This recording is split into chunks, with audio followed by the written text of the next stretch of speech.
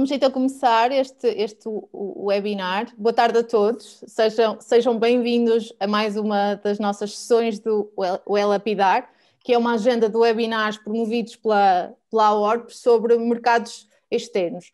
Hoje a nossa sessão é dedicada ao mercado alemão, como já puderam reparar. Permitam-me só cumprimentar os nossos convidados. Iremos articular entre o português e o inglês.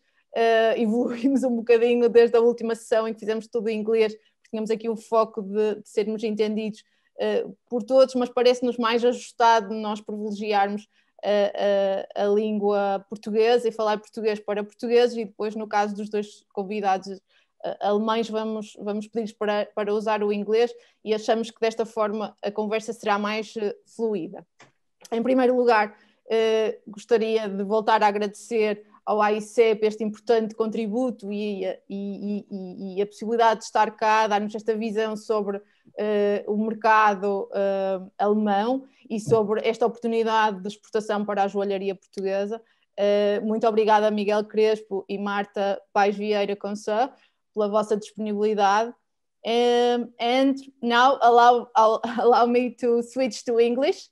I am honored to welcoming Guido Grohmann, a managing director of help me hear your name, the name of your association.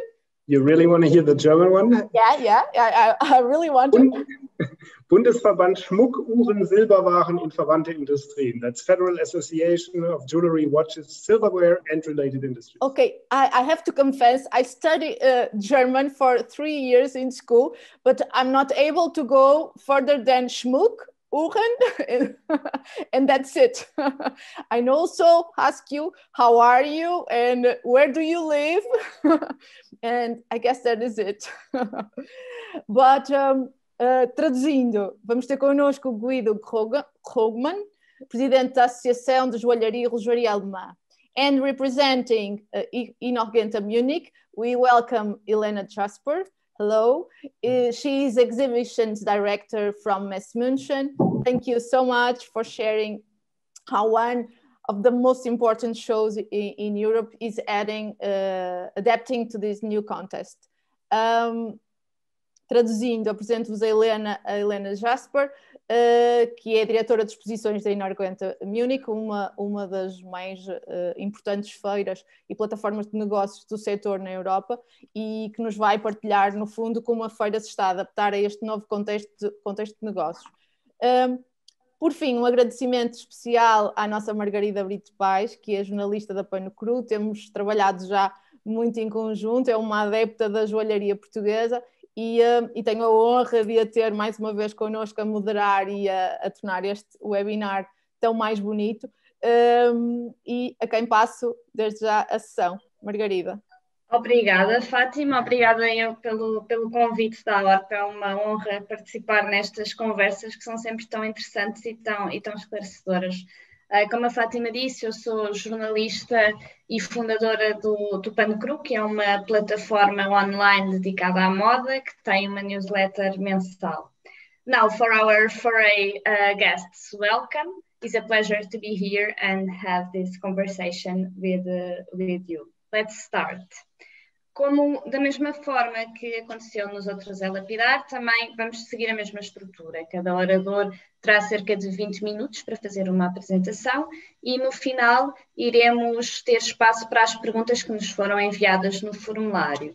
Posso dizer já que vou optar por fazer as perguntas em inglês para que todos os oradores as possam compreender e quem achar que está melhor preparado para responder ou quiser acrescentar alguma coisa, sinta-se completamente à vontade. O tema de hoje é o mercado alemão, que é um mercado que tem sentido um aumento significativo na confiança do consumidor a nível da joalharia. E apesar de vivermos atualmente em pandemia, a verdade é que a evolução da economia alemã tem permitido que exista um crescente investimento no setor da joalharia. Tem-se notado também uma predileção e um interesse muito especial por peças produzidas à mão, com técnicas distintas e ambientalmente sustentáveis. É precisamente para nos falar sobre o mercado e sobre este contexto de pandemia, mas também de crescimento, que temos connosco o Dr. Miguel Crespo, diretor da AICEP em Berlim, que nos vai falar um bocadinho destas oportunidades e desafios para as empresas portuguesas, e também a Marta Concierge, que é Product Manager da AICEP em Berlim. Por isso, passo-lhes agora a palavra. Hello, good afternoon. I will start in English to salute my colleagues Elena and Guido, but then I will continue in English. It is for us an honor, it's a pleasure to join you, and I'm the only layman, so to say, in this jewelry business. My colleague Marta and I, we work here in Berlin. Our purpose at AICEP is to serve the Portuguese companies, so it is for us an honor, a pleasure to be with you. I will cover in my presentation an overview about the German economy and with a particular emphasis on your sector, but and then followed by Marta with more in detail information. Let me, okay, start. Very well. Can you see now the presentation? Perfect, perfect, Miguel. Go ahead. Very well. So,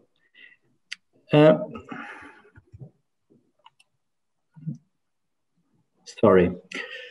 Muito bem. A Alemanha é um país extenso, é, na verdade, conjuntamente com a Suíça e com a Áustria, o maior bloco económico na Europa. Representa qualquer coisa como 30% do PIB e, portanto, nos tempos atuais, e mais se acentuou isso e é evidente no nosso dia-a-dia, depois do Brexit, ganha uma centralidade acrescida, o que suscita, à partida, um convite a haver maior atenção para este mercado que é culturalmente distinto do nosso. Para além do mais, temos aqui um mapa com o poder de compra e conseguem ver bem uma realidade muito heterogénea dentro da Alemanha. A riqueza continua muito concentrada, encostada à fronteira com a Dinamarca, com a Holanda, com a Bélgica, com a Suíça, com a Áustria, os Estados do Ocidente, e a riqueza, ou a tradição da joalharia está muito, quer na Baviera, quer em Hamburgo, quer em Düsseldorf, porque dita tendências de moda, mas de algum modo afastado do que é o Berlim do dia-a-dia. Eu vivo numa cidade fascinante, mas deve ser a única capital do mundo em que o poder de compra nesta cidade é inferior à média do país. Qualquer capital desponta muito acima. Portanto, aqui está o futuro, aqui está muita joalharia alternativa, as indústrias criativas estão muito presentes, mas onde se compra não é tanto em Berlim. Portanto, formar uma opinião a partir daqui é enganador de algum modo em relação ao resto da Alemanha. Devo dizer que a economia alemã se comportou muito melhor do que seria de esperar neste ano e meio que levamos de pandemia. Sim, deixámos de ter as feiras, aliás, em janeiro do ano passado já houve o primeiro prenúncio e a partir de março tudo ficou suspenso e vocês sabem a importância que as feiras assumem na economia alemã e mesmo na trajetória de internacionalização das empresas portuguesas para o mundo. A economia alemã veio a fechar o ano passado com uma contração, este ano deve recuperar, eu tenho aqui o indicador, portanto deve recuperar qualquer coisa como 4,5%, mas no ano que vem voltamos a ter um ritmo suave.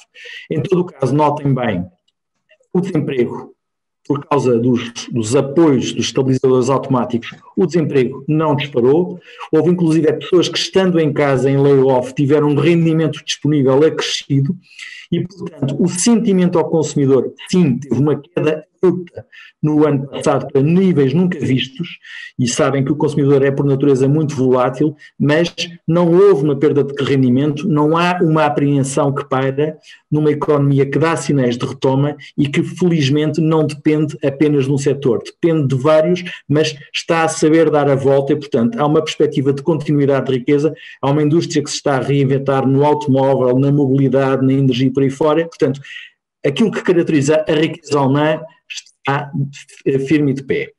No vosso setor, no setor da joalharia, cabe dizer que é um setor marcado por enorme estabilidade.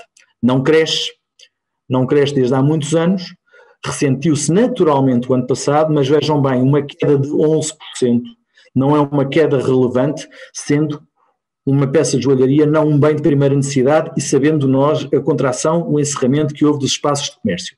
Mas, portanto, isso é um dado adquirido e conseguem perceber também que a joalharia, dentro desta categoria, são 3/4, um quarto é a relojoaria, onde vão despontando cada vez mais, vão ressurgindo marcas alemãs que tiveram mergulhadas, porque é curioso que a indústria da relojoaria estava na antiga Alemanha de Leste. No retalho, vindo a assistir a uma queda pronunciada das empresas do retalho tradicional. Portanto, eu faço aqui uma especulação em relação a 2021, mas não nos surpreendia que o número de lojas, à semelhança do que se está a passar no norte da Europa, esteja a encerrar de forma acentuada. Portanto, estes dados, que são dados do Euromonitor de 2019, onde 2/3 das vendas de orivesaria e bijutaria são no retalho especializado, tendo em conta o crescimento muito acelerado do online, que já é a segunda categoria, vai cada vez mais pesar muito diretamente. Há outras formas de comércio, como por exemplo o home shopping, que no fundo são vendas em casa a desenvolver-se, mas compreendamos que num setor que não cresce, há canais que crescem em detrimento de outros. As taxas de crescimento previstas de 2020 até 2024 são saudáveis, 5,6% ao ano para a orivesaria, ainda assim não a ponto de recuperar os níveis de 2019. Agora, um aspecto interessante a salientar é que a Alemanha volta a ser um importador líquido de produtos de joalharia nestes últimos 2 anos. E de onde é que eles vêm? Vêm primeiro, mais do que tudo, da Tailândia. É o grande exportador. Depois a seguir está povoado das origens tradicionais do luxo, ou pelo menos do segmento médio-alto, e logo a seguir o grosso da coluna vem com a Turquia, com a China e com a Índia, de novo, os fabricantes de private label, por assim dizer. Espanha, o nosso país vizinho, tem uma posição muito irrelevante.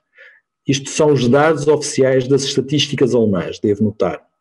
A Espanha exporta 6 milhões de euros para a Alemanha, tem a posição 17, e Portugal, de acordo com os dados, exporta 140 mil euros, o que é um valor muito, muito reduzido. E aqui coloca-se todo um conjunto de questões para entender por que razão é que não estamos mais presentes. O consumidor alemão, note-se, num ano em que se celebram os 100 anos da Bauhaus, tem uma estética nas elites diferente da nossa, mais sóbria, mais austera. No resto, é um consumidor que em tudo é muito informado, é muito ponderado, as decisões são muito mais maturadas, são muito menos de impulso do que as nossas. Os dados recolhidos em relação à predileção, e sobre 2019, consome maioritariamente colares, pendentes, anéis, e vem-se a notar, e com a pandemia a aumentar, esta preocupação de investigar, de se preocupar com a autenticidade dos produtos, com a sustentabilidade, como já anteriormente aqui foi referido. É certo que, sobretudo nas camadas mais velhas, há uma vontade de retomar os hábitos do passado e de voltar a ir à loja e tocar no produto, mas mesmo aí há mudanças que se esperam. E, no entanto, o online cresce sobretudo para produtos de gama média e onde a marca é um elemento essencial. Estes são dados que depois ficam na apresentação, mas são as tendências recentes sobre o mercado alemão, sobre os quais eu não me quero alongar muito mais, até porque não sou grande especialista. Quanto à dinâmica do online, é aquilo que eu vos refiro, que mesmo não sendo uma categoria principal, obviamente em relação ao vestuário, à eletrónica, mas vai ganhando expressão com taxas de crescimento relevantes e está-se a notar, isso sim, cabe referir, estão a ser vencidas as resistências à compra do online. Há todo um conjunto de instrumentos que estão neste momento disponíveis, das quais vamos falar, e que fazem com que a pessoa, garantindo que está a comprar numa empresa credível, numa plataforma credível, que há todas as garantias de devolução, não há razão para não o fazer. E deixo-vos também depois aqui para aprofundarem um artigo do New York Times sobre a experiência do Maurives alemã neste mundo. Estas são as tendências no tocante ao online, que vale a pena partilhar convosco, porque é uma realidade que vocês também sentem, mas a realidade aumentada, que é uma tendência que neste momento é preponderante, está para ficar e, portanto, eu consigo visualizar uma peça de joalharia nas minhas mãos, nos meus dedos. E outra coisa que enriquece também muito a experiência é a facilidade de ter vídeos a 360 graus que me permitem visualizar uma peça. Depois, toda esta panóplia também na compra de ferramentas de pagamento que elas próprias conferem credibilidade ao processo de compra. Outras tendências que se verifica muito é o buy online e ir levantar na loja. Outro aspecto muito engraçado que já decorre da pandemia é que neste momento há maior restrição ao manuseamento das peças por questões de higiene e de segurança.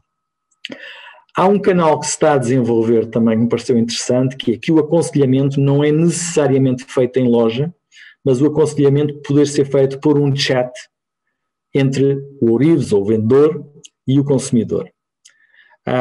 Também aqui fica um artigo que me pareceu bastante interessante, que depois poderão consultar. O go-to-market, eu chamei de go-to-market numa perspectiva de daí poderem espreitar o que é que existe aqui. Bem, o KDV é o Harrods de Berlim, onde vão encontrar forçosamente as grandes marcas, mas conseguem por aqui, por amostragem, ver o que é uma sensibilidade. Notem bem, não necessariamente apenas ao consumidor alemão, na medida em que o KDV é visitado também por todos os estrangeiros que vêm a Berlim. Se quiserem ter uma perspectiva mais down to earth, mais terra a terra, do que é um Colombo, do que é um Vasco da Gama, tem aqui 2 centros em que têm 4 ou 8 lojas do setor. Por acaso, em termos comparativos, eu admito que o Colombo tenha mais lojas do setor do que estes mesmos, o que traduz alguma realidade. Quanto à joalharia de autor, e bem sei que estamos aqui a falar da Inhorgenta, mas se quiserem ter uma leitura do que é que pode ser a estética alemã do joalheiro, da empresa de mais pequena dimensão, vale a pena espreitarem nos expositores da Schmuck. E penso eu que isto era a panorâmica geral. Depois a Marta vai-vos referir, já de seguida, 3 casos dentro daquilo que existe no mercado alemão, que em 2019 tinha esta perspectiva. Marta, por favor. Boa tarde, o meu nome é Marta Paz Vieira Conceição, como já foi dito anteriormente, e sou a técnica da AICEP responsável pelo setor da joalharia na Alemanha. Foi com muito prazer que elaborei diversos pontos desta apresentação à AICEP para auxiliar as firmas portuguesas a entrar no mercado alemão. Vou falar agora, sobretudo, em aspectos práticos. Através disto, procuro dar armas à produção nacional para entrar no mercado. Conhecer as principais marcas no mercado e o seu peso são bons indicadores para saber sobre o que funciona no mercado e qual o gosto do consumidor. Este primeiro quadro mostra-nos que a Cartier é o líder do mercado, no setor da joalharia e bijutaria, considerada em conjunto os 10 principais players. 4 marcas alemãs, 2 francesas, uma dinamarquesa, uma austríaca. Mostra uma certa abertura do mercado. Mostra também que a joalharia, sem dúvida, é que tem o principal peso neste setor. 80% das vendas totais em valor resultam da joalharia, enquanto que a bijutaria é responsável apenas por 15%, 85% das unidades vendidas no mercado. Em termos de marcas alemãs, a primeira marca mais vendida é a Wellendorf, depois segue-se a Thomas Sabo, a Baikim, a Chopin, a Baikim e a Bijou. Como a Thomas Sabo é uma marca muito interessante, outro slide, por favor, Miguel, vamos abordar esta marca que trabalha quer a nível do retalho estacionário, quer a nível do online. Mostra pela sua estética o que é o estilo alemão e é uma marca que cria tendências. É uma marca que foi fundada em 1984, tem um valor de negócios aproximado de 400 mil euros e trabalha na área de joalharia, relojoaria e produtos de beleza, sendo conhecida sobretudo a nível internacional uma marca de lifestyle na área da joalharia de prata. Tem cerca de 260 pontos de venda e uma rede de distribuição em 85 países. Está assim muito bem implantada. Trata-se de uma monomarca, pelo que para as empresas portuguesas poderá funcionar apenas a nível da subcontratação. Destina-se a um mercado jovem, feminino, entre os 25 e os 40 anos, e as suas peças variam entre os 15 e os 5 mil euros. Conforme visto no quadro anterior, tem uma cota de mercado na ordem dos 3,2%. Esta marca tem uma estratégia multicanal muito ampla, está muito bem estruturada, coopera com cerca de 3 mil joalheiros, tem uma loja própria online, trabalha com companhias aéreas e cruzeiros onde vende os seus produtos, tem um clube de membros, apresenta uma revista online, está muito acarinhado junto dos influencers que apresentam looks com as marcas Thomas Sabo. Tem organizadas ainda shopping parties para vender junto do consumidor na sua casa as lojas Thomas Sabo. Tem uma forte presença online nos social media, tendo mais de 1,2 milhões de fãs e no Instagram mais de 337 mil seguidores. Com uma estratégia de sistema de entregas gratuitas e devoluções sem reservas, vai de encontro ao consumidor. Também é uma firma que tem apostado muito na transformação digital, tendo adquirido a Valmano, que vai sobretudo para o mercado jovem, e a Brinkmann Lange para o segmento do luxo. E face a isso, em 2020 recebeu o prémio de melhor e-commerce alemão. O próximo slide, por favor. Não é esse, o anterior. Obrigada. Segue-se agora a Christ. A Christ é uma marca de referência no mercado alemão. Quem vem à Alemanha ouve e fala da Christ em todo o lado. Trabalha quer no retalho estacionário, quer online. É uma cadeia nacional de joalharia e relojoaria. Foi fundada em 1863 e tem um volume de negócios na ordem dos 400 milhões de euros.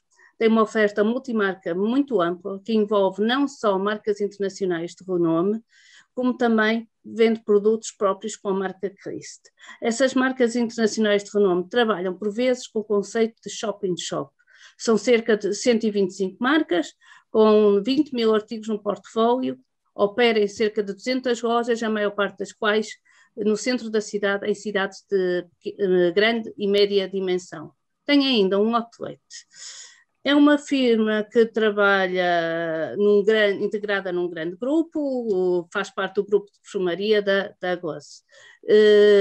Tem ainda uma gama de preços que varia entre os 15 e os 33 mil euros. Ainda para referir, a firma, em relação ao posicionamento de Portugal, poderá ser interessante porque, através da CRIS-TE, no sistema de afiliados, permite com que estes vendam os seus produtos online. Próximo slide. Obrigada. A Etsy é uma referência que não queríamos deixar de falar, porque hoje em dia, num contexto de pandemia, as vendas online de produtos através do marketplace é uma forma muito importante para a produção nacional poder escoar os seus produtos.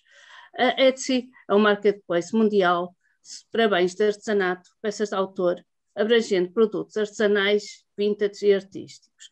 Tem não só esses produtos, inclui também produtos de beleza, brinquedos e muito mais. É um dos maiores marketplaces que existem a nível mundial. 54 milhões de utilizadores registados, 20 milhões de compradores ativos, 1,4 milhões de vendedores. É um mundo. Foi fundada em 2005 e desde 2010 conta com uma filial em Berlim. Tem um volume de negócios na ordem dos 4,97 mil milhões de dólares e movimenta-se no segmento médio-alto. Contudo, os seus produtos não vão além dos 4 mil euros. Trata-se de um marketplace que se destina a ofertas de nicho, pelo que é o marketplace ideal, quer para o empresário individual ou para pequenas empresas de joalharia para o design. Não é de todo um marketplace para artigos produzidos em massa. Artigos apresentados assentam na singularidade das joias, customização e individualização. São artigos mais exclusivos ou únicos, séries mais pequenas, com preços mais interessantes para a firma do que conseguiria nos grandes marketplaces. Também é ideal para as pequenas empresas, porque permite trabalhar com orçamentos baixos. Não existe um grande investimento para as firmas. A título de exemplo, uma transação é cobrado cerca de $5. Por fim, os padrões de logística são moderados, o prazo de entrega não é um fator primordial de venda, mas compreendem que a exclusividade demora o seu tempo. Os compradores podem esperar até 3 semanas para receber o seu produto, não sendo problema. Joias boas, feitas à medida, demoram o seu tempo a produzir. Este marketplace vai de encontro ao universo empresarial português, sendo vocacionado para pequenas séries de artigos produzidos em fábrica ou joalharia de autor. Dito isto, resta-me desejar bons negócios e esperar que, através destes aspectos práticos abordados, se torne mais fácil compreender e abordar o mercado alemão. Obrigada. Marta, obrigado. Para terminar, eu gostaria só de vos transmitir que a AICEP está convosco ao longo do ano. Tem também, hoje em dia, um portal que é o Portugal Exporta, onde eu vos peço que se inscrevam, porque conseguem ter assim o diálogo direto connosco, nós vamos construindo mais e mais conteúdos e, portanto, a abordagem é ao longo de 365 dias por ano. Há um desafio grande em relação ao tamanho médio da nossa empresa e à organização do mercado aqui, o que faz com que nós, a AICEP, temos dificuldade objetiva de identificar aquilo que se tratam de pequenas lojas, esse pequeno comércio que é feito numa abordagem muito mais de diálogo direto. Aconselho de algum modo a estar presente em feiras, como a Inhorgenta ou a Smoke, e uma vinda ao mercado, mas é muito de contacto pessoal. Portanto, os números, tal e qual os temos das estatísticas alemãs, espelham que Portugal tem uma presença muito, muito reduzida ainda. E é preciso ousadia, inventividade e talvez uma atenção maior a este mercado. E com isto me calo. Muito obrigado. Muito obrigado, Miguel. Obrigada, Marta, por esta partilha. Passamos agora a palavra a Elena Jasper, da Inhorgenta München. Hello, Elena. Thank you so much for joining us.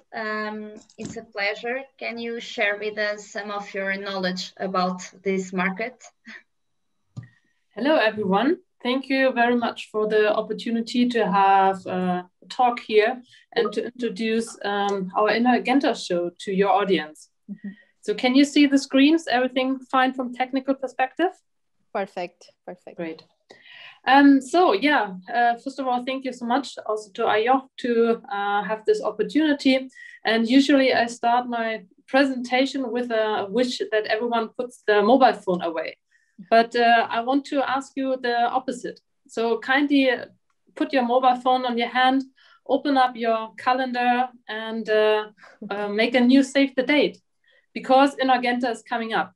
In February 11 to 14th, 2022, we are looking forward to see you.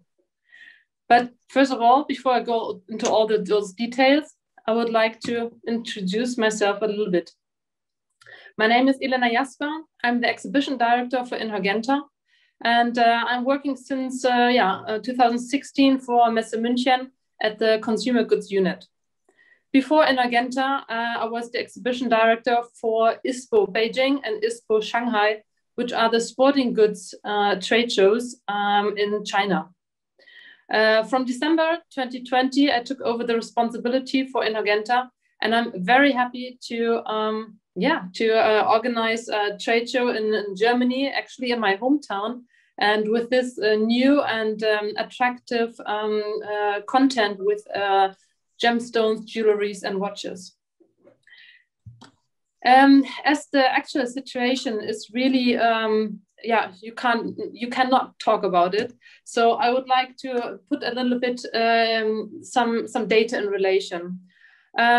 So for this are two graphics that shows the 7-day incidence from the historical point of view, because most of us know what the pandemic made within our own country, but it's not easy to understand what is happening in different countries. So, for example, if you see the graph on the upper graph is showing the 7-day incidence history from March until May from Portugal, and the below graph is showing the same for Germany. The interesting thing is that Germany touched the peak of 200. I try to show it right here for a few weeks, while Portugal had to overcome the crisis and to this 200 mark for from November until February.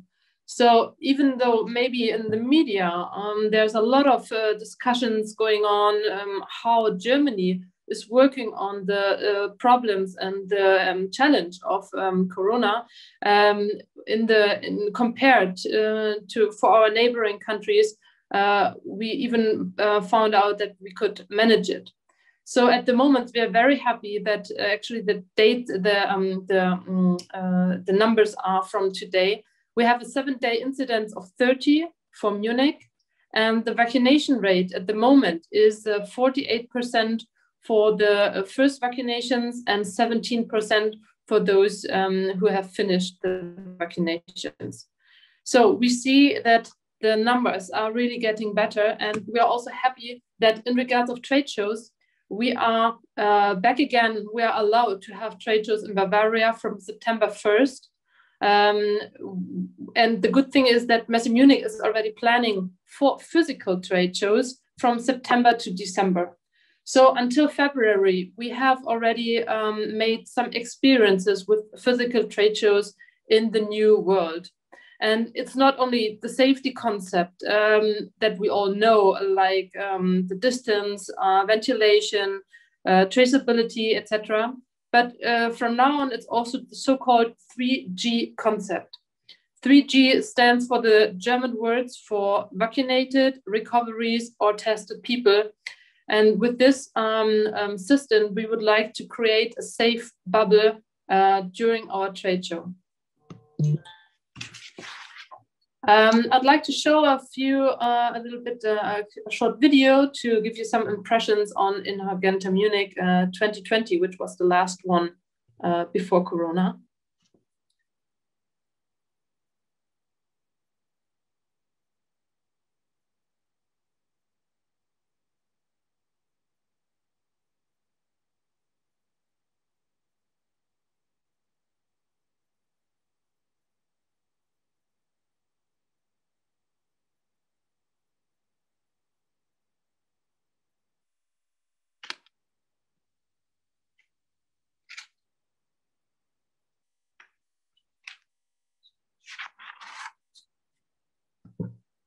Yeah, with the sound, you don't miss a lot. We have nice music covered the pictures, but I hope you can see and you understand a little bit on how Inhorgenta works, about the ambiente, about the atmosphere, and because sometimes, you know, I can tell you how Inhorgenta works, but pictures are sometimes more worth than any words can describe it.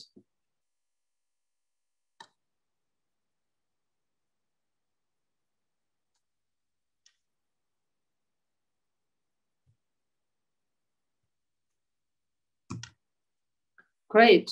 So let me tell you a little bit more about Inhorgenta in numbers.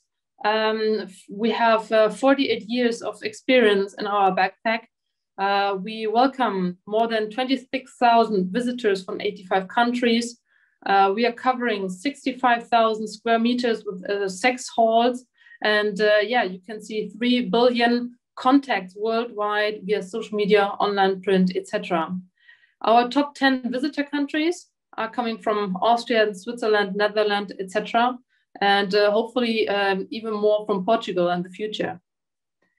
If you ask our visitor why they like to visit Inhorgenta, they come up with the top 5 reasons, like general market orientation, new but also existing business relationships, search for new brands, and training, expansions, and specialist knowledge. And we found out that the visitors were truly loyal to us. They like what the Inhorgenta is offering to them, so they are visiting again and again. Yeah, so I think we all have a feeling for why trade shows are a great opportunity. But what makes us unique? Maybe first of all to mention is the sales conditions, because Inhorgenta is happening in February, so it's early in the year, so it's a great time to present new collections. But also I would like to pronounce the transport connections, hotels and restaurants. So they are really at top conditions, and Munich is happy to welcome foreign participants, foreign visitors, and it's easy for you to get around, to find a suitable hotel, and to be easy and quick from either the airport or the central station to Messe Munich.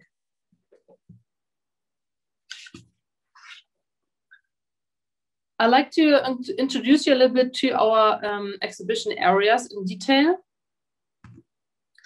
So this is the our halls at a glance. As I said, we are covering 6 halls, A1 to C2, and I would quickly like to introduce them to you. So A1 is our timepieces hall with the watches and clock. A2 is technology, so everything about boxes, packaging, store design, watchmaking, etc. A2 is bijou. Bijou like jewelry, gemstones, everything that is silver goods, for example, as well. Then we have a B1, fine jewelry, for example, high quality jewelry collections, wedding rings, etc. B2 is elegance and lifestyle, so classic and gemstone jewelry, but also lifestyle and trends, everything what's going up in the future. C1 is our Karat hall. So here you find pearls and precious stones. C2 is our contemporary design and visions hall. So contemporary jewelry designs, designer jewelry, schools and universities, but also our Trend Factory Munich, this is our conference program, is happening there. So that means we have a lot of top speakers who are talking, and we are focusing on retail and sustainability. Hall A1, I mentioned it shortly, timepieces like Parmigiani, Garmin, Casio, many more. Hall B2, fine jewelry like Hans de Krieger, Isabelle Farr, etc. Karat area is, for example, Ruppenthal, Grohn-Dripp. Hall A2, technology and bijou, everything about retail, retail space, manufacturing, for example, Dahlinger or Karl Benzinger. Hall B2, elegance and lifestyle. So everything about elegant, trend-oriented brands, for example, Coeur de Lion, Job, etc. Hall C2 is very special to us. As I mentioned, it's everything about university designers, international designers, training centers, etc. And we are also offering within this Hall C2 everything about young professionals. So in case you would like to use Inhorgenta as a networking platform, you're looking for a new job, or you'd like to educate you even more, we are here to help you getting the right speakers, the right buyers, company successors, founders, etc. So it doesn't matter if you want to visit us as a visitor or as an exhibitor. There are many things that we are offering to you, and we hope that you make the best out of this offering. I'm very sorry, but my Portuguese is not as good as my Chinese, so the pronunciation of the Portuguese exhibitors would be a disaster. So I just give you some time so you can experience a little bit the glimpse of screenshots we made, which Portuguese exhibitors already joined Inhorgenta in the past years.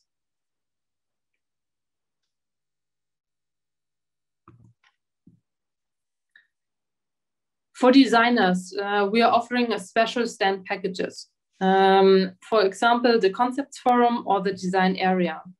Both are very simple and inexpensive for young designers. So you have the opportunity to present your products surrounded by international and renowned designers, and you get a central position within the hall's C2. Also, the design area is something very worth to join in. You get free tickets to invite your customers. You can participate in our Inhorgenta award in the category, for example, Young Designer of the Year. So why not make the best out of this offer? These are our regular prices. Until end of June, we are offering early bird prices with some other costs, which you can find on the right-hand side. So if these offers are not come without any obligations, so but it's easy for us, easier for you to get your placement that you wish for. So in case you decide, great, Inhorgenta sounds good for me, what would be the next steps? It is June now already, so the early bird online application is already on and running. And as I said, without any obligation, you can't lose anything. It's valid until end of June, and after, so 1st of July, the regular online application is starting. During August, September, we are doing the placement planning, and once we are sending you the placement offers and you sign this placement offer, this is the first time when there's a contract being established. So within this time, there's no problem at all to cancel, to withdraw anything. In October, also the application for Inhorgenta Award is starting. In November, you can start to register as a visitor and you can purchase tickets. And December, as an exhibitor, you will order technical services, advertisement opportunities, passes, tickets, and more. And then we all can't wait for it. 2022, February 11 to 14, Inhorgenta is coming. We know that special countries have special needs and not every country is like the other one. So I'm very happy that we have a specialist for Portugal, which is Tanya. She's also online at the moment. Here are her contact data, and she is since many years supporting us in Portugal for Inhorgenta trade show. So thank you so much, Tanya, actually also for having this opportunity to create this opportunity here to speak about Inhorgenta. So we would be happy to welcome you at Inhorgenta in Germany, in Munich, and especially thank you so much for your interest. Thank you. Thank you. Thank you, Elena. I would like to make you some questions about what your wish advices do you want to share with the companies that would like to be part of Inhorgenta Munich, and how they should prepare for this new hybrid format. Yes, thank you. That's a really good question. Because the main thing is talk to us, get in touch with us. Because if we don't know what you need, we can't offer it to you. So if we know what you need, we can start to prepare regarding to your needs. Because there's no opportunity if we don't know what the industry is talking about. So make use of the early bird phase. As I mentioned, deadline is June 30th, and find the right offer that fits your need.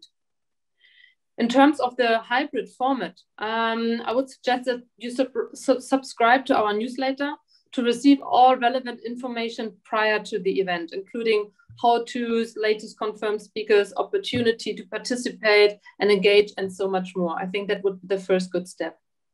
Elena, can I just share some thoughts with you, and I would love to hear your comments, because first thing, I have to send a special thank you and hello to Tanya. She's the greatest.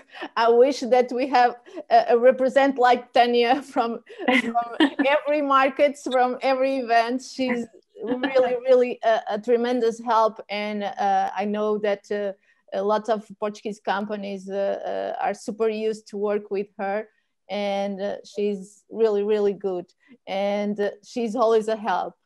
But that said, I have to share with you that the companies always talk with us and saying a thing, okay, German markets is super difficult and it's not easy. So what we are assisting is that companies go for Inhorgenta or in the a trade mission in Germany, and they don't be persistent. That has to do with us don't understand how German mind work. For instance, Tanya is always sharing with us that you have to do things with advance, schedule meetings, prepare with everything early. That's not Portuguese. That's not how we usually do stuff. So there is a real problem. Another thing is what is happening to fairs. Before COVID, as you know, fairs were having a big question mark on their heads because they were really expensive, because there were lots of events and fairs through all over the world. And what is the proposition of the proposal of business that Inhorgenta does to companies? One thing that companies always are saying to me, since they are super different from each other, they are searching for a potential buyer that is also different. What is the potential, the buyer that goes to Inhorgenta? It's a design one, it's a small retailer, is someone from department stores, is someone from a marketplace. And the last thing that I really love to work with you, because you, for instance, launched the Trend Factory. The Trend Factory for me is a nice place where we could meet other visions of the business from other countries, and it's super interesting that is a fair organization that creates something like that. Is an event that allows us to think business and in a way of strategic. So can you tell me more about that? Is that a thing that Inhorgenta will improve and do more of that? Is Inhorgenta will be just those days where companies could do business? But if so, I think that companies could question, it's perhaps too much money for just those days of potential business. Can you comment on this, please? Mm-hmm. Mm-hmm. Sure. If I start with your last part, the question of the Trend Factory, we understand that there's a high need of knowledge exchange, but not only in person, but also on the digital opportunity. So that's why we launched the first Trend Factory Digital in the end of last year, to keep the industry together and to be the platform for this knowledge exchange. So we definitely would like to enhance this opportunity and to work more how we can bring the opportunity to talk to each other, to learn more about special topics, etc., to the industry. So our plan is that we are reviewing at the moment how we can extend the Trend Factory, which is happening directly at the trade show, online. And that is what we are looking forward at the moment. Is the industry already ready for this kind of digital experience? And if yes, how does it need to look like? What kind of add-ons is needed? Do we need a networking, a chat room part? Do we need company profiles, etc.? So there are many questions that we are asking ourselves and also the industry at the moment. So hopefully we will come up with a concept that fits the company and also allows them to make the best use out of it. because we understand that there are a lot of digital opportunities nowadays during Corona. But we also know that using the digital opportunities, also you need to do some homework. For example, make some appointments beforehand, or go through the program even before it. But we made the experience, or Messe Munich, not Inhorgenta itself, but Messe Munich made the experience that many just clicked on the day. Now, okay, digital format is running. Okay, I will click attend, but without any preparations. And then in the end, they will say, oh, great, it was nice, but what does it bring for my business? So that are the questions that we are asking ourselves at the moment. And that is why we are definitely will come up with a great hybrid concept, especially for Trend Factory at Inhorgenta. But what you said about it's too expensive and what you will get out of it. The funny thing is, not funny, but because of the special situation, we are really we are strongly in touch with our industry. And we hear there's a high need for personal meetings to understand what are people talking about. There's a high need to meet in person, to get more ideas for the future, to get more creativity back, etc. So even though this year was not easy for the industry at all, they don't ask for a price. They ask when can we start?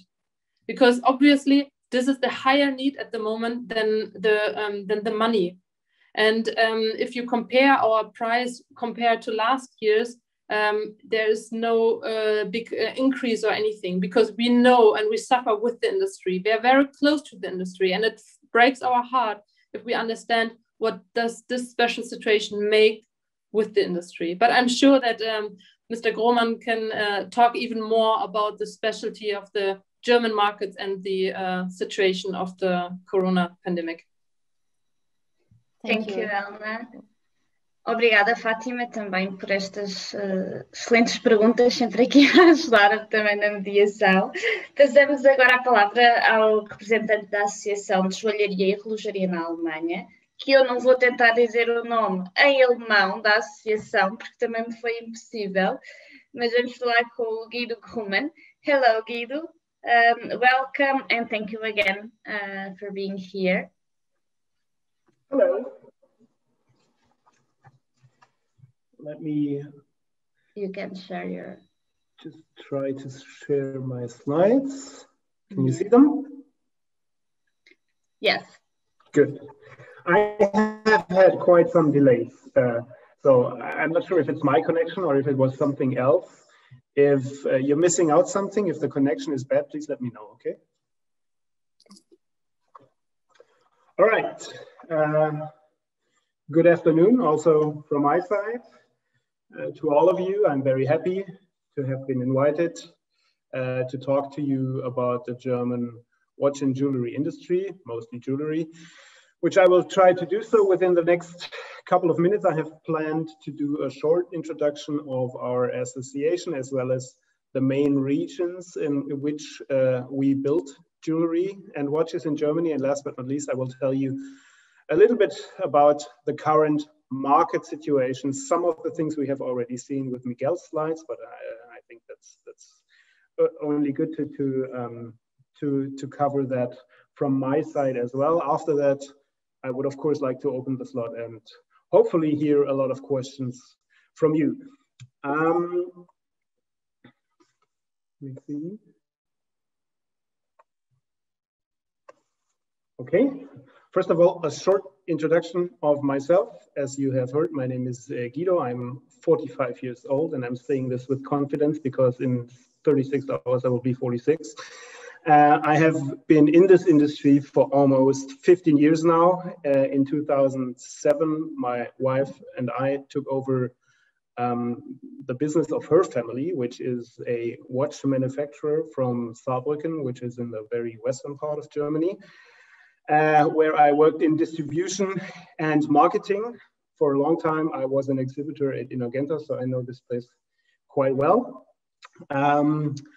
I was also involved in the other business of the family, which is a quite renowned jewelry retailer that is currently run in the 5th generation by my brother-in-law. From 2014 onwards, I did voluntary work for the German Association of Jewelry, Watches, Clocks and Supplying Industries as a member of the association's executive board. And since 2017, I have been appointed managing director of the association, which means I'm primarily responsible for all affairs of the association and its subsidiaries. I represent the interests of our industry within the big German Federation of German Industries, BDI.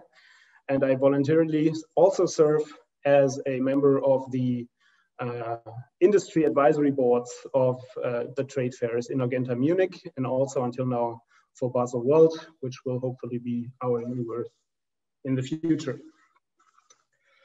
Our association, for you, Fatima, BVSU in short, then you don't have to say it. Thank you.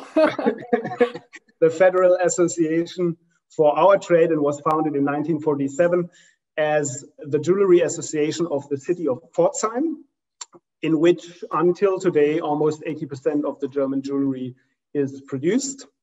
Over the years, the two watch associations that we used to have, one from the Black Forest and one other association also in Pforzheim, joined the bigger jewelry association to act together as one German federal association.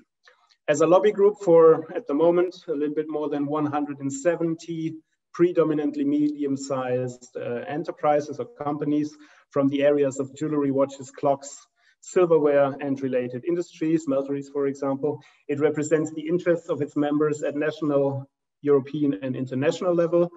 And BVSU is also responsible for coordinating the one German voice and vote that we all have by heading the German, all of the smaller German associations in the federal German association that we form together. We are not a governmental organization, but a private club of companies, if you would like to say so, which means that our members choose to join the association. They don't have to. Our services offered in return are pure lobbying work, which means we represent the interests of our members as a group on national and international level. We are the relevant employers association for the jewelry, watch and precious metal industry, which means that we have to discuss general working conditions with the German Metal Union. We promote and sponsor international fair participations of our members in cooperation with the German Ministry of Economics. We do individual consulting and give individual information to our members. We take care of the legal representation of our members in labor litigations, and we promote and support training for skilled workers in our industry in cooperation with different partners, schools on the one hand, and private institutions for further education on the other hand. If you take a closer look at Germany, having the watch and jewelry industry in mind, you will notice that our industry is located in the more southern part of Germany to a very large extent. Of course, there are companies all over the place, but we have different centers, different cities that form two centers of our industry. For one, we have the Black Forest region with cities like Furtwangen or Villingen-Schwenningen representing the traditional Black Forest watch and clock industry. Also, there is Schwäbisch Gmünd. You don't have to say that, just listen to me. Schwäbisch Gmünd and Hanau, which have a long tradition in mostly gold and silver jewelry and silverware products of all kinds. Then there is Pforzheim. I just said it, where close to 80% of the German jewelry is produced until today, and what is also a very important hub for the watch industry in Germany. We have Idar-Oberstein, a little bit to the north, which holds the most businesses in gemstones and diamonds. And last but not least, there is Glashütte in Saxony, in the very eastern part of Germany, which is known for its watchmaking tradition and turned into the major German watch brand center within the last 25 years. Most importantly, I would like to show you today some trade figures of the German jewelry and watch industry. Before I do so, what you have to understand is that many figures that are published by the German Federal Office of Statistics are only counted if a company has 20 or more employees. Therefore, some figures that I can present only represent a part of the market and can't be true overall numbers. Nevertheless, they give a good view on the market structure. Also, I will limit my presentation from now on to mostly jewelry and silverware only, and mostly leave out the watches part because I think that jewelry is more interesting for you. This slide will contain watches, and we have already seen it from Miguel. The overall retail trade in jewelry and watches, online and offline, constantly ranges at a little bit more than 4.5 billion euro per year, which is without the effects of the corona pandemic.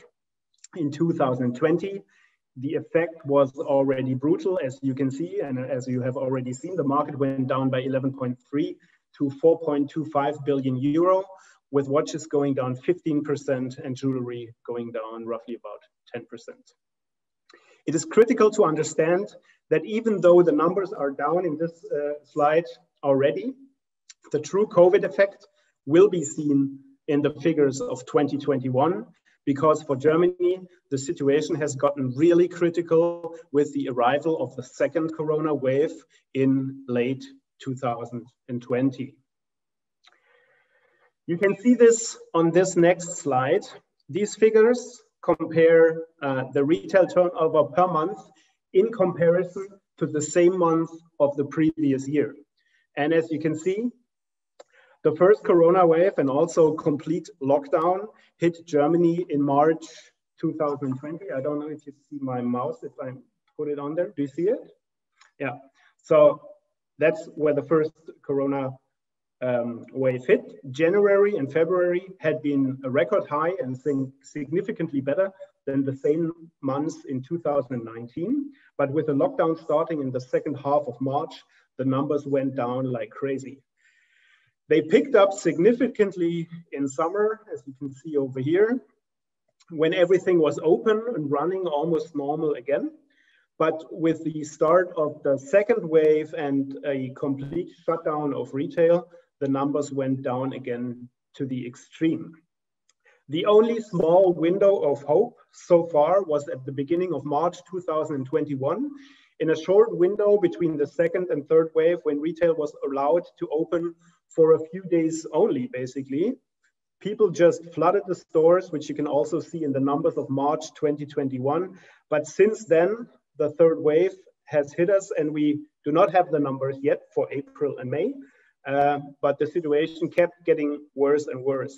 I can promise that if we see the numbers, they will be absolutely devastating, as all retail had to close down again for months for the third time. Retail shops have just been reopened a few days ago, and we truly hope that this time it will last. The year is ruined for everybody from an economical point of view, but maybe we can save a significant number of businesses if shops will be allowed to stay open for the months to come. Finally, I would like to show some figures representing the German industry alone, because retail is, of course, a worldwide industry. Just to give you a feeling, the turnover of all companies bigger than 20 employees in jewelry and silverware combined fell from 1.072 billion euro to 0.93 billion euro in 2020. That's the two columns combined for each year, which is a downfall of 13%. Please note that the turnover of companies below 20 employees is not counted in those figures, but is significant, as the most companies we have in our industry are below 20 employees. Total exports, if we look at foreign trade, and these figures are for all companies of any size, fell by 14.7% from 2.34 billion euro in 2019 to 1.996 billion euro in 2020. If you look at that by region, exports to the EFTA region fell by 16.3%, export to other European Union countries by 12.5%, and the export to Asia fell to a heartbreaking 30.3%. On the import side, purchase of foreign goods fell by 13.4% from 1.98 billion euro in 2019 to 1.71 billion euro in 2020. And also looking at that by region, imports from the EFTA countries fell by 21.6%, imports from other European Union countries by 23.8%, and imports from Asia fell only by 5.1%. Now, that was a very fast flight over the German market in our industry, and I'm happy to send those numbers to everyone who is interested. For now, I hope I have raised maybe many questions or question marks in your heads. Therefore, I would like to leave it at that and hope for questions that you might have. Thank you very much for listening. Thank you, Guido. Yes, I have some questions for you. Can you tell us how Portuguese and German companies can cooperate in finding new ways of engaging businesses? It's a very general question. It's a tough one. But that's very general what I'm answering now, but I mean it very seriously. Mrs. Jasper just said it. By starting to talk to each other. That is most important, and it will be even more important when the pandemic is over, when we still have COVID, but when the pandemic is over and we are able to meet again at trade fairs, for example, at Inhorgenta next February. It's a good thing that we all know how to work with Zoom now. But it is completely different to what you can bring to the table and put out on the market if you see each other live. To give you an example, I think from what we have done so far, Mrs. Jasper and I are working very good together. Nevertheless, since she joined the Inhorgenta team or took over the Inhorgenta team, I think in January, we have talked many times. We have had many discussions in the advisory board, but also among us and with other people. We have never seen each other live.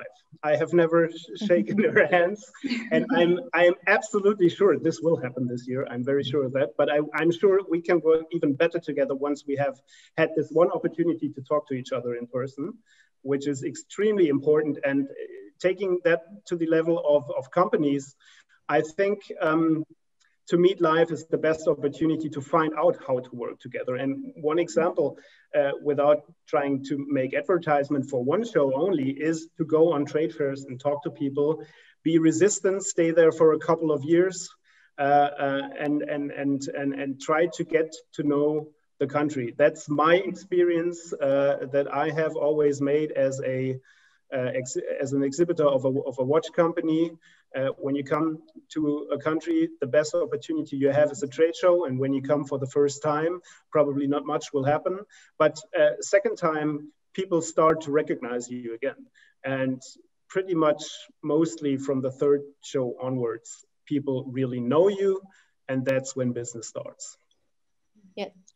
Yeah, I absolutely agree, and the goal for us to do this kind of webinars is precisely for that, to kind of break the ice between us, because it's much easier if we know each other, so we could talk. And I do believe that there is a resistance between companies. They sometimes have kind of a shame or afraid of talking and asking, and is for sure the best way of learning. But Guido, I have a question for you that I think that was the question that most participants did to us, and it's about all marking system.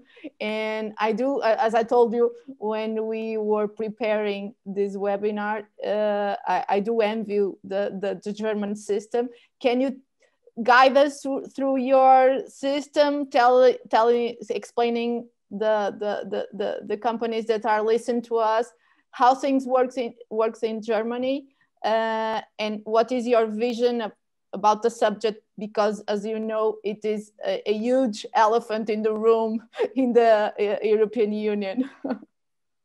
I honestly have to tell you, I do not have a vision for the hallmarking system, but it works pretty easy in Germany. You bring each and every piece of jewelry to me and I stamp it myself and then you're good to go. No. In Germany, it's on the one side, it's pretty easy because we do not have a hallmarking system, which is mandatory. We do have a hallmarking system, but it's not mandatory. On the other hand, we have a very strict competition law in Germany, which basically means you do not necessarily have to do hallmarking within your jewelry. But if you do, you have to be very strict about what is actually in your jewelry and what you stamp in there. It has to match perfectly. There's not there's no office or no bureau who's controlling it right up front, but there are controls in the store. And if what is stamped into it or even written in a manual or promoted by the jewelry store, if that doesn't match up to what the jewelry actually is, then you can get in a huge amount of trouble. So I would definitely not leave it aside, only because we and other countries like Austria and Finland don't have a hallmarking system that is mandatory and has to be implemented right up front before you sell your first piece. I would say if it's not completely super branded jewelry from the major brands, people actually look into the jewelry, the customers. If you have a 750 stamp in your gold ring, that says something and customers are looking for it. You just have to make sure that 750 is 750. Taking it to a level one step further, it would be hard to, or probably too much detail to describe everything here up front. Basically, because we decide between different precious metal goods. You know, for example, if you stamp something in gold in Germany, it has to be 14 karat, 585 or higher. I'm speaking gold now. Okay. It's different for other precious metals. It has to be 585 or higher, but for jewelry, it's different. For jewelry, you can already stamp 9 karat, 333, right? 35. Okay. No, 333. Okay. There is an own hallmarking law or fine. It's more a law about fineness. It's very old. Everything is in there. If you can get an English version of it, you can. It's a basic text. It's not like very complicated laws. It's pretty clear and it's pretty easy. The easiest way to do it in Germany is to leave out the hallmarking, to be very blunt, but it comes at a price. It comes at a price that maybe depends on what you sell. Your customer is actually looking for a stamp in that. And if you do it for the customer, then you have to be very strict about what you're doing, because if somebody finds out that you're doing something different that is stamped into the ring, then you get in trouble. That's basically a raw picture of what we are doing in Germany. A vision, I do not have a vision. I don't want to have a vision about a topic like that. I do know that there were talks on a European level just recently in February about maybe finding a basic system for all European Union countries.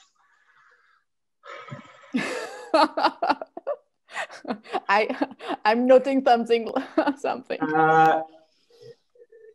If this discussion really goes forward, I will either be at the very front of this discussion or I will switch jobs. There's nothing in between, because I think that's a very complicated thing. We already have the Vienna Convention with so many countries. who are regulating it amongst each other. I think it's a good system. If countries want to join, they can join the system. To do it on a European Union level will be the biggest headache I can imagine for our industry. That's why I said I do not want to have a vision, because that would be the vision to do it on a European Union level. But I think we're very far away from reaching a goal there. Yeah, I understand what you are saying.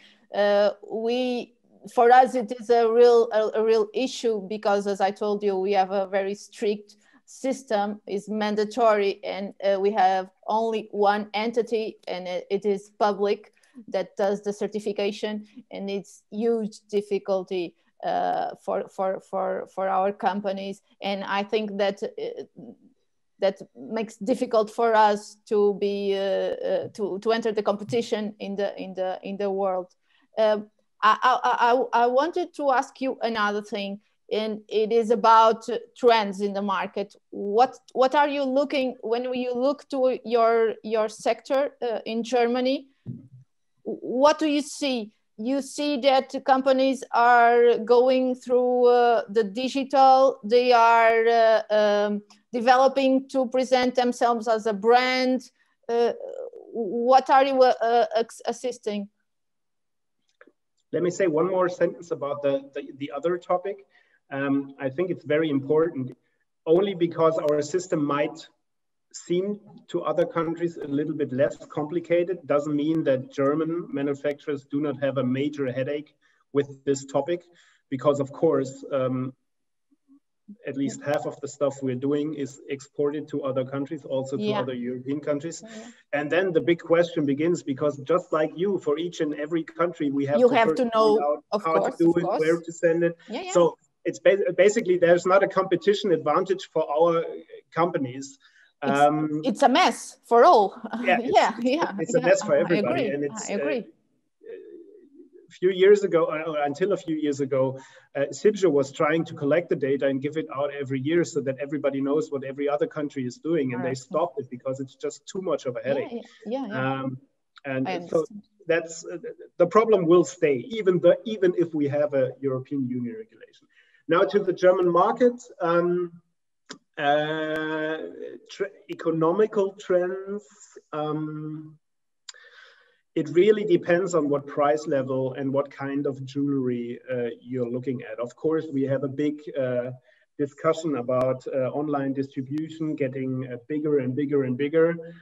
I would say, especially for a German customer, that is true for up until a certain price level.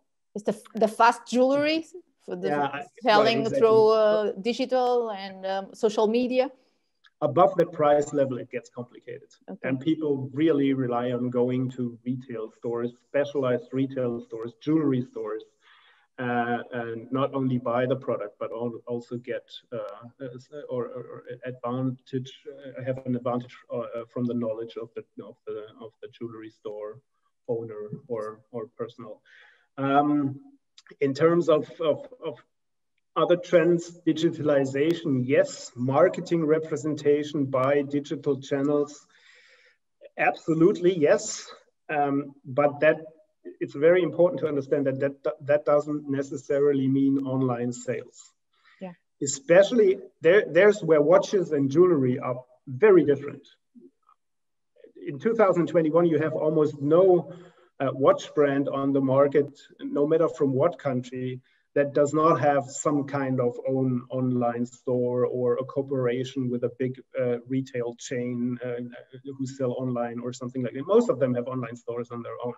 In jewelry, it's very different. And I would say for German jewelry, I would expect that it will stay different for the time being, because it's still also for the customer a very emotional topic to buy jewelry, especially because much of the jewelry is bought, for example, as a present for somebody else, which makes it even more emotional.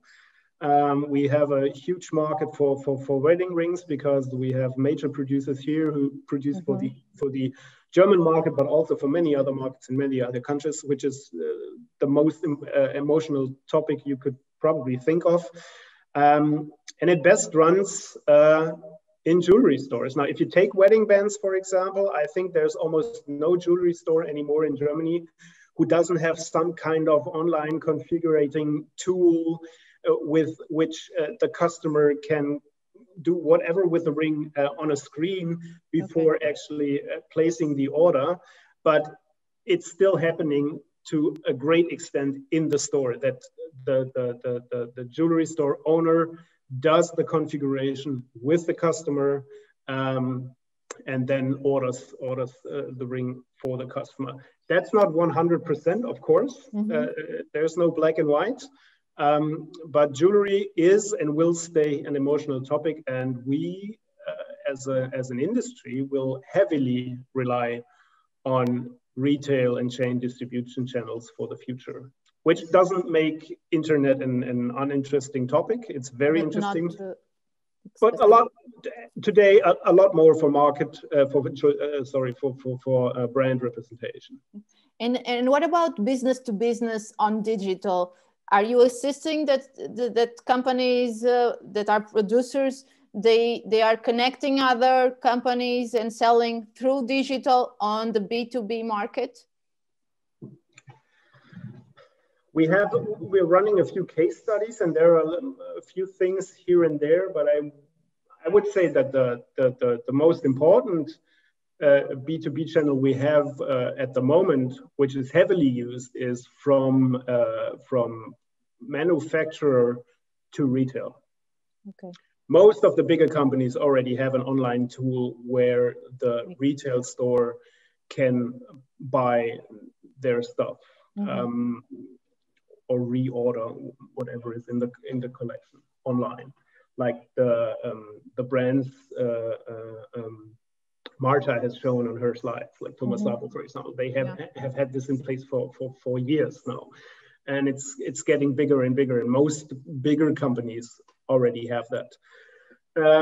B2B, I would say not so much, but what I have to make the picture complete is we have a lot of manufacturing in Germany, which is a private label or third-party OEM for the very big brands, also in other countries, the big luxury groups. And of course, there are B2B systems in place, but they are run by the big groups. By the buyers.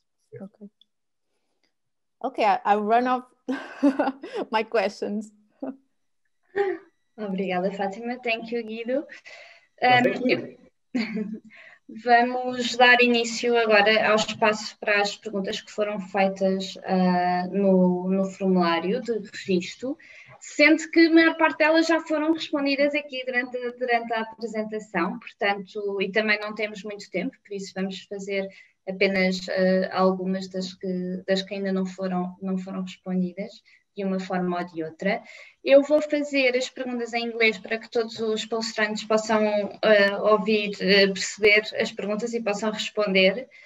E se alguém tiver alguma questão específica, pode colocar também no chat do Zoom, que nós vamos estar atentos. Se calhar não vamos conseguir ler todas porque o tempo é limitado, mas só prova que estas webinars fazem imenso sentido e que têm que se continuar a fazer porque há interesse.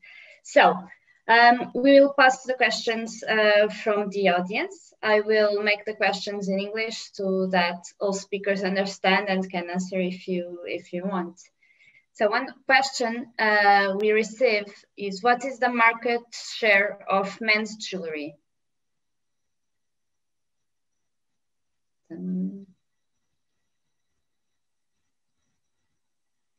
Jewels for men. What can you say about? I think that's a question for me. Yeah. Yeah. Honestly, I do not have a percentage right now. It's rather small. Yeah.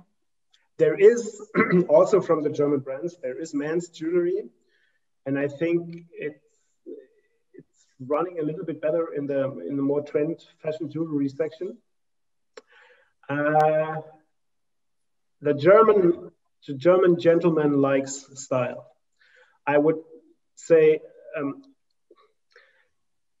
a good watch is almost a must. Yeah. Then, of course, there's hopefully at some point of time the wedding ring. But then it gets complicated. I love cufflinks, but that's just me. There is a market for cufflinks, for example, and maybe for bangles or something. But it's not.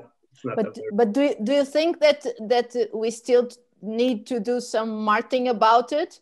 Because I do think that men don't use jewelry because they don't see it in other men. I personally love cufflinks, but it's really rare to see in a magazine or in an advertising that. I think that perhaps the jewelry business as a whole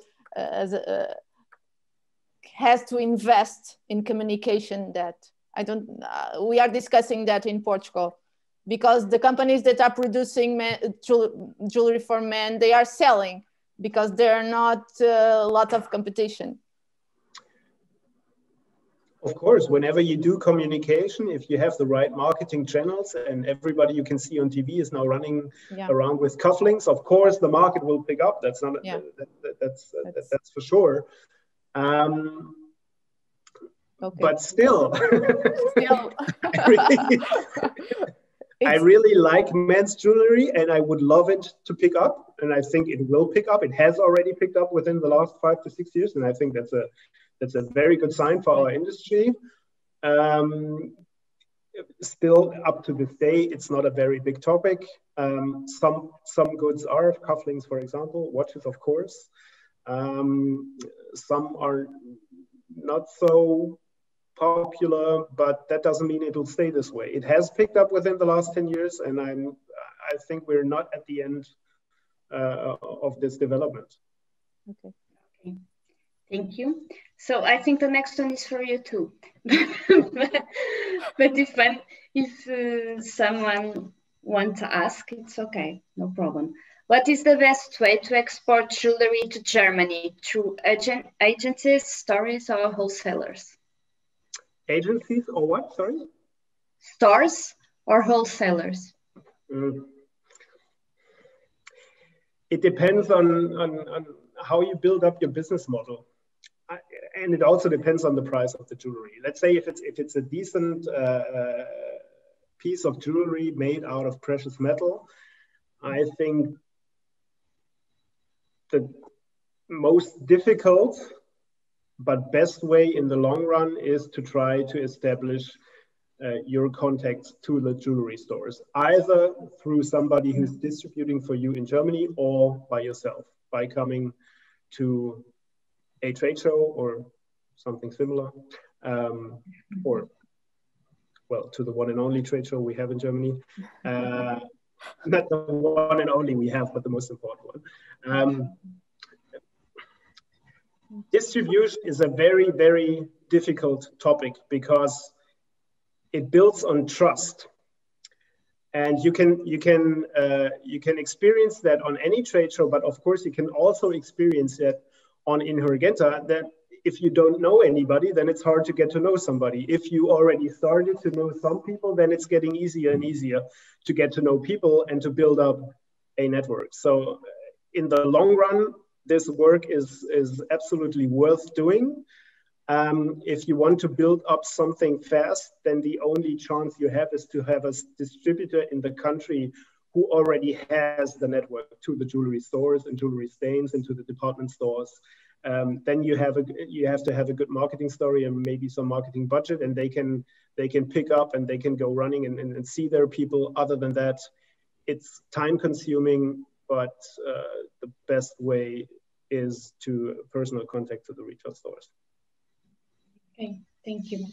I think the next question is for Elena and Miguel, can answer too. What changed from the consumer point of view with this pandemic context? How do you see the market now and how consumer is looking for?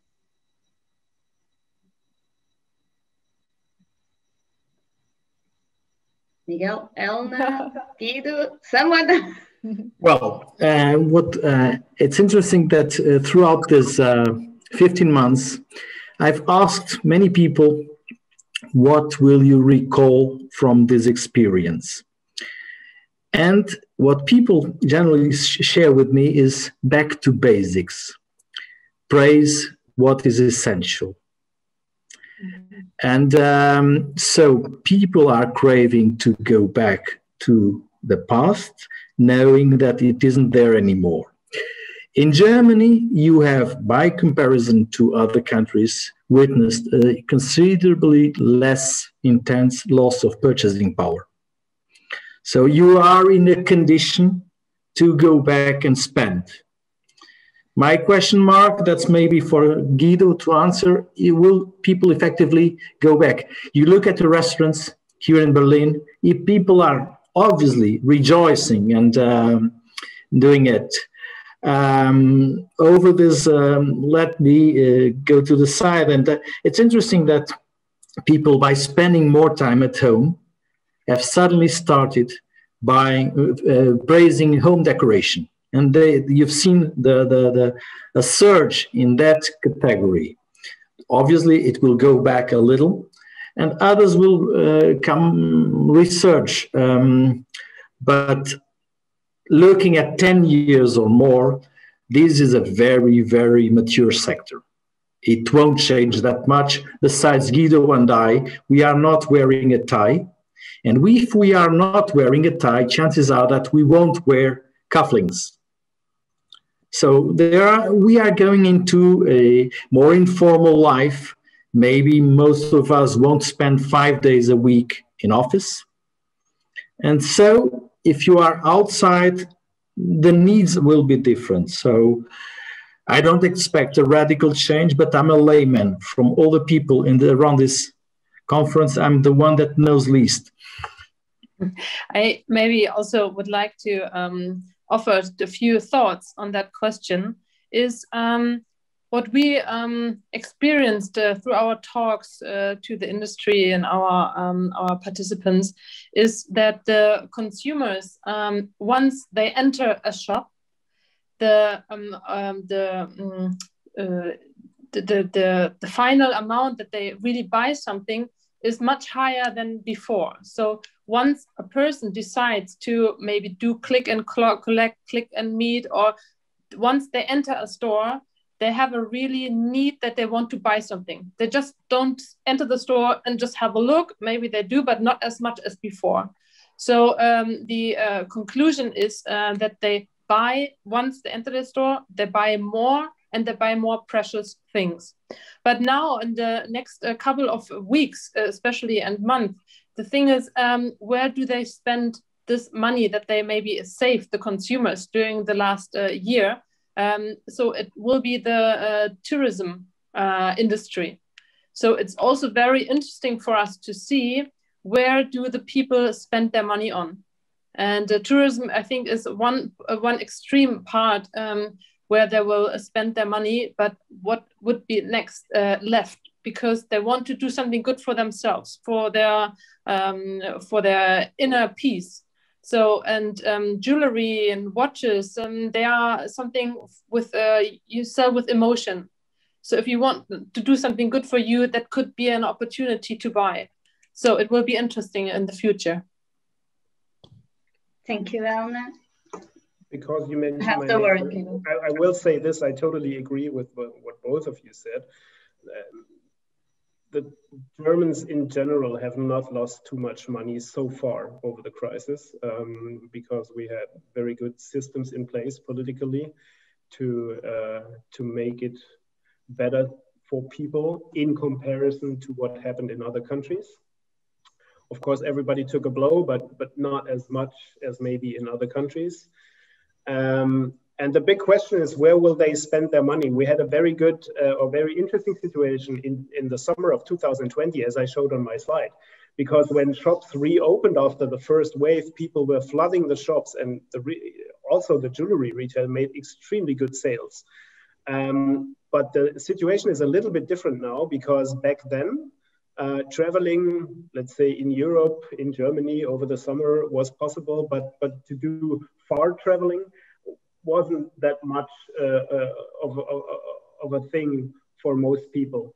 If the pandemic really goes away now and traveling is possible again, then we will see that's at least what I think, we will see a very big shift to traveling expenses, because that's what people are longing for. You can feel that. And that will go, or will be, of course, will have a little negative effect on other consumer goods, expensive consumer goods, for example, like jewelry. Still, what we expect is we will see a big rise when the shops, or they already have opened now, we will see a big rise. We are very sure of that. But that curve will also flatten pretty much on a higher level than now, of course, because now there was no possibility to sell. But the effect of the rise will not be endless. But we will get very soon to a constant level. I think I can just agree to what Miguel said. The situation will be not as from before COVID times, but it will be good for doing business very, very soon. I'm sure of that. Thank you. Thank you all for this conversation, this share of knowledge about the sector, and the German market is very, very good. It's a pleasure to be here. And I switch now for Portuguese. So Guido and Elena, thank you so much. And I hope to see you soon in Portugal, because summer is there and Portugal is the best place to spend summer. So I hope to see you soon.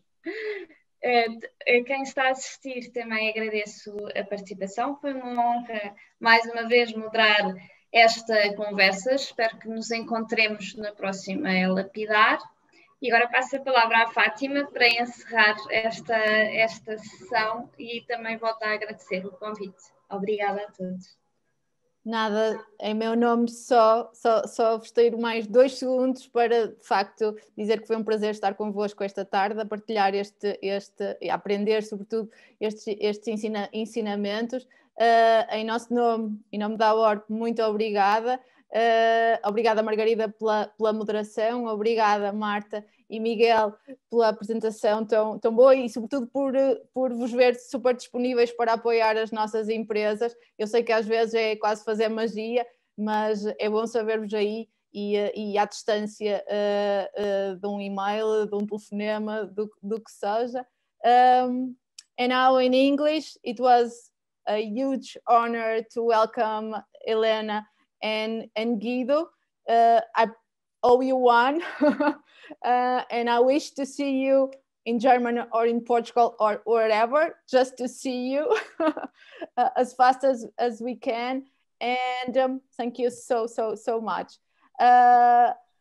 Para a nossa audiência, agradecer-vos também a vossa presença, dizer-vos que o webinar vai estar disponível para reverem ou para reenviarem a outras empresas. É sempre importante estes atos de partilha, e acho que hoje se aprenderam aqui, se disseram coisas muito relevantes para ter em consideração. As apresentações vão estar disponíveis, já percebemos que os oradores estão à vontade para o fazer, e contamos vê-los no próximo webinar. Daremos conta disso num par de dias, e muito obrigada, até breve.